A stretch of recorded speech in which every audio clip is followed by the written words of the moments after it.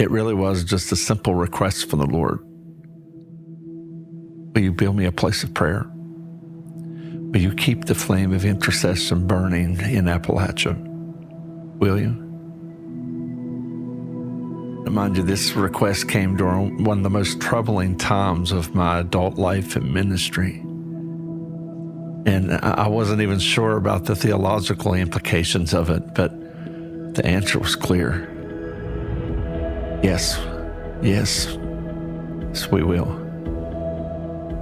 Lord, we just want to see your glory. It's all I want. I want to see your glory in this earth before I die. So whatever you want.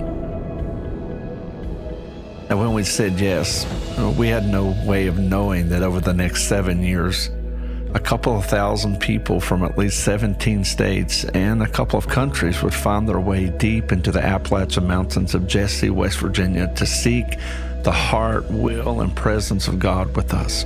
When we said yes, we didn't know that he would send us to states from Alabama to New York, cultivating a hunger for prayer and revival in thousands of hearts throughout the Appalachia region.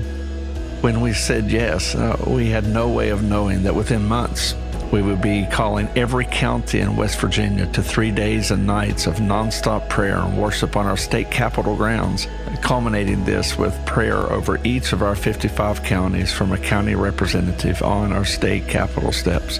And we couldn't have known that this would lead to the formation of the West Virginia Prayer Alliance, where we would organize the entire state into 10 prayer regions with all 55 counties represented. And we didn't know that hundreds of citywide, countywide, region-wide, and statewide prayer gatherings would be facilitated by the West Virginia Prayer Alliance over the upcoming years. When we said yes, we didn't know that in 2020, the entire world would be placed in quarantine due to the COVID-19 pandemic. But we responded and quickly organized online worship and prayer from every part of West Virginia, 12 hours a day during the initial shutdown. And then we sent circuit rider evangelists over West Virginia for 7 weeks, preaching the gospel in church parking lots, on street corners, and in city parks. We saw over 500 public baptisms, and then we ended this time of evangelism by gathering the entire state once again to our state capitol grounds, gathered and asking God to heal our land. When we said yes to building prayer in Appalachia, we did not understand all the different unique ways that he would call us to do this. One of those being facilitating Courthouse communion on Good Friday in every county of West Virginia. And that first Courthouse communion actually had representatives from 15 states at over 300 public buildings participating in Zoom communion from their cars during Good Friday 2020. When we said yes, we had no idea that in 2022, he would have us systematically pray through every county of West Virginia, standing on each of the county courthouses, declaring that this land belongs to Jesus. And then once again, we gathered the entire state to our West Virginia state capitol grounds and declared that Jesus is Lord over West Virginia.